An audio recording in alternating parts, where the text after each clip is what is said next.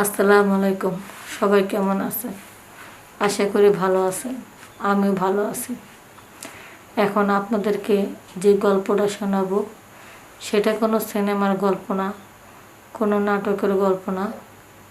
সেটা আমার জীবনে ঘটে যাওয়ার একটি ঘটনা। আমি একজন গরিব মানুষের মাইয়া।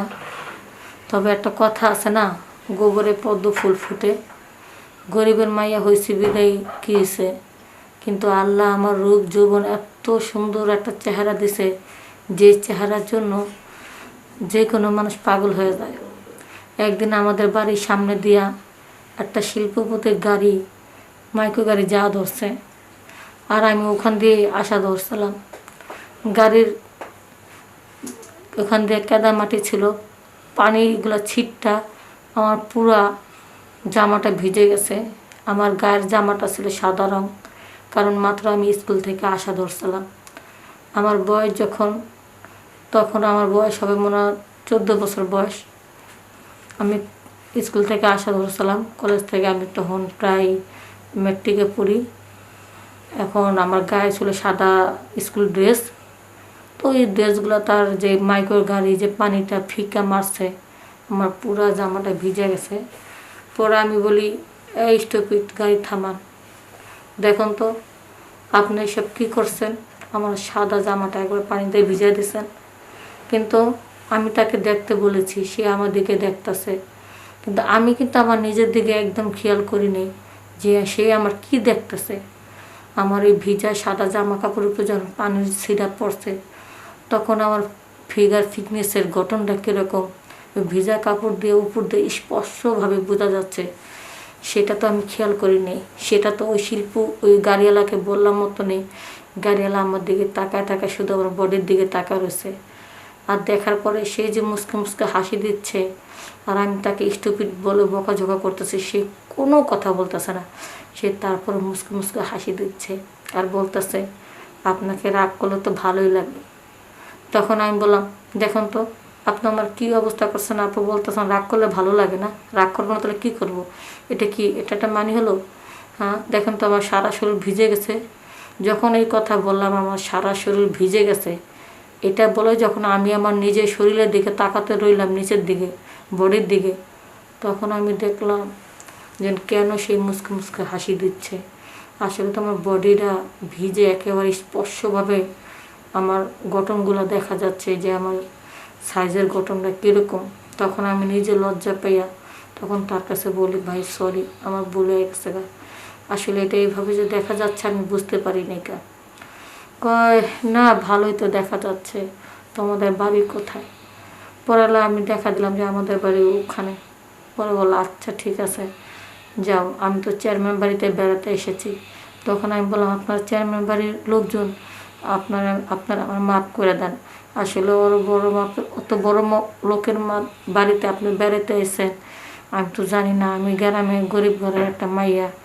আসলে আপনি আমার মাফ করে দেন, চেয়ারম্যানের কাছে বিচার দিয়ে না, তাহলে আমার অনেক বকাঝকা করব। তখন বলে, ও তুমি অনেক গরিব ঘরের মাইয়া, আর তোমার মাফ করে দিতাম না? না না না, মাফ তো করা যাবে না, তুমি তো আমার সাথে অন্যায় করছো, তুমি অন্যায় করেছো, ভালো করেছো, এখন তোমাকে শাস্তি পেতেই হবে। যাও, বাসা যাও, চুপচাপ করে বাসা যাও, তোমার ব্যবস্থা আমি নিচ্ছি। পরে আমি ভয়তে চুপচাপ বাসা আসলাম। একটু কান্না কান্না ভাব আমার মনের মধ্যে, যে কখন যে বিচার নিয়ে আসে। আমার বাবা কয়, কিরে কী হয়েছে, তুই মনে হয় স্কুলে যা সারা রাতে মাইর খাইছস, তাই কান্না করতেছস, চুপচাপ রয়েছস। পরে আমি ভয়তে কোনো কথা বলি না। আমি আবার বাবা যেটা মনে করছে, তখন বাবারে বললাম, হ্যাঁ বাবা, আমি স্কুলে সারা রাতে মাইর খাইছি, তুমি আমার কোনো প্রশ্ন করো না, আমার ভালো লাগতেছে না। পরে আমি তো চুপচাপভাবে রইলাম। পরের দিনকে সকালবেলা চেয়ারম্যান হাজির আঙ্গু বাসায়, ওই গাড়ির ড্রাইভারটা, ওই লোকটা হাজির। পরে তাদেরকে দেখে আমি ভয় পাইতেছি। তখন আমার নাম ধরে ডাকতেছে, কী ব্যাপার, এবারে লোক কই? পরে আমি বের হয়েছি। আমি চেয়ারম্যানরা বলতেছে, আঙ্কেল আমার বাবার কাছে বিচার দিয়েন না, আমি আর কখনো তার সাথে বেদবি করব না। আসলে আমার গায়ের জামাটা ভিজে গেছে তো, তাই একটু বেদবি করছি। বেদবি করেছো না, তোমার শাস্তি হবে।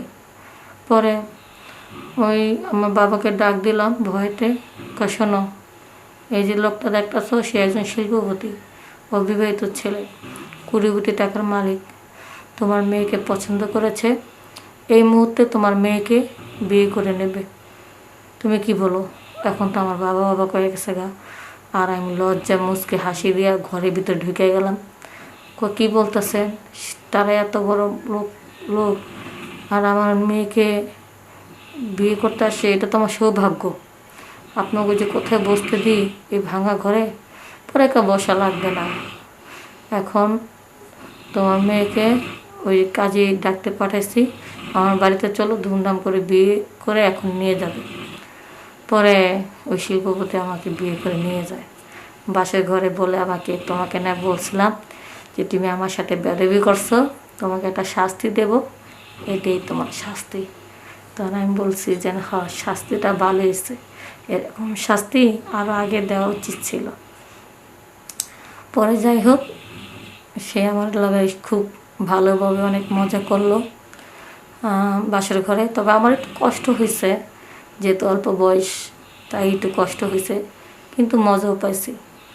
এইভাবে প্রায় 2-3 বছর পর্যন্ত ঘরের দরজা জানলা নিয়ে খালি বসে থাকতো আটকে, সারাক্ষণ দিন রাত আমার আদর করতো, কিন্তু বাইরে বের হতো না। কোনো কিছু খাওয়া দাওয়া, কোনো কিছু প্রয়োজন হলে বাইরের থেকে লোক পাঠায় দিত, ফোন দেওয়ার লোক দিয়ে যেত বাসায় এসে।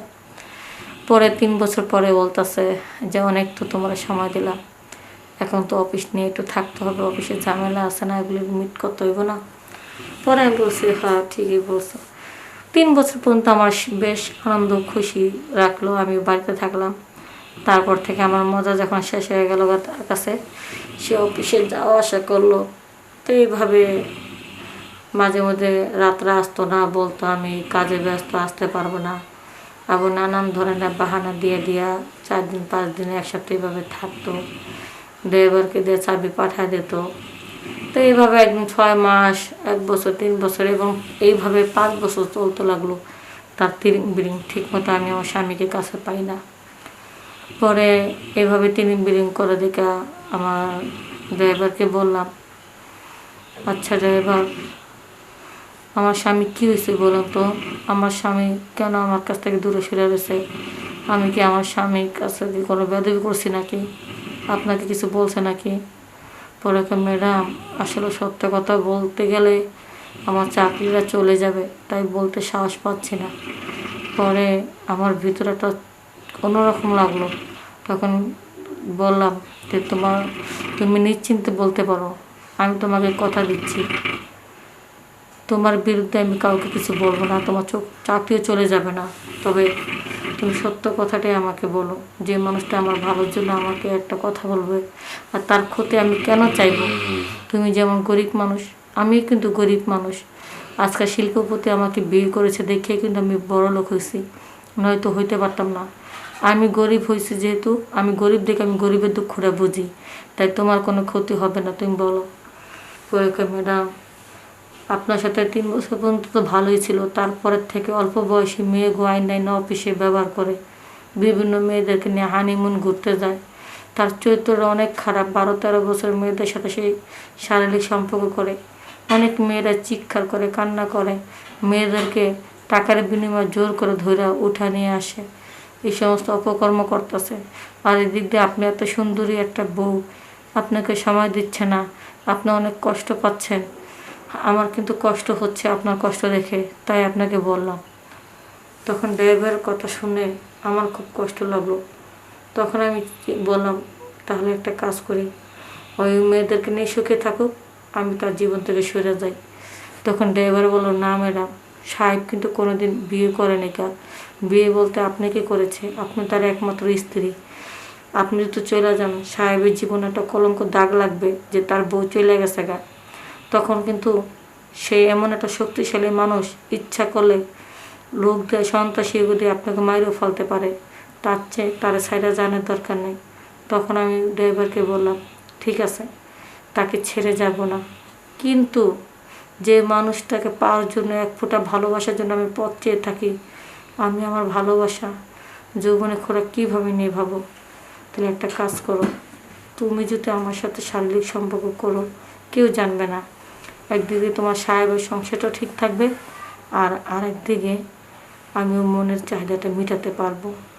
পরে এক পর্যায়ে ড্রাইভার প্রথম ভয়তে রাজি হতে চাইল না। তখন বললাম, তুমি যদি রাজি না হও তাহলে তুমি এতক্ষণ যা বলছো সাহেবের বিষয় আমি তোমার সাহেবকে সব বলে দেবো। এক পর্যায়ে সে ভয়তে রাজি হলো। আর তারপর আমি বললাম, তুমি নিশ্চিন্তে থাকতে পারো, তোমাকে রাজি করানোর জন্য তোমাকে ভয় দেখেছি, আসলে তোমার কোনো ক্ষতি করবো না, তুমি আমার বন্ধু হিসেবে থাকবা। তারপর থেকে ওই ড্রাইভার আমার সব সময় যখনই সুযোগ পাই তখনই প্রোডাকশন দেয়, আর আমার অনেক ভালো লাগে, অনেক মজা পাই। আর আমার ওই শিল্পীপতির স্বামী ওদিক দিয়ে অন্য মেয়েদেরকে নিয়ে থাকে, আমি ওই ড্রাইভারকে নিয়ে থাকি। তখন আমাদের সংসারে আর কোনো ঝামেলা হয় না। কিন্তু স্বামী অন্য মেয়েদেরকে নিয়ে থাকে বলে স্বামীর মতন একই কাজ আমি করলাম, তাহলে স্বামীও খারাপ হলো, আমিও খারাপ হইলাম। কিন্তু আমি খারাপ করলাম ঠিক আছে, কিন্তু আপনারা খারাপই করেন না। স্বামী যদি খারাপ পথে চলে যায় ভালো পথে আনার চেষ্টা করবেন। কোনোদিন আমার মতন স্ত্রীরা আপনারা কখনো স্বামীর দেখা দেখি আপনারা নিজেরা খারাপই করবেন না। সবাই ভালো থাকবেন, সুস্থ থাকবেন। আসসালামু আলাইকুম।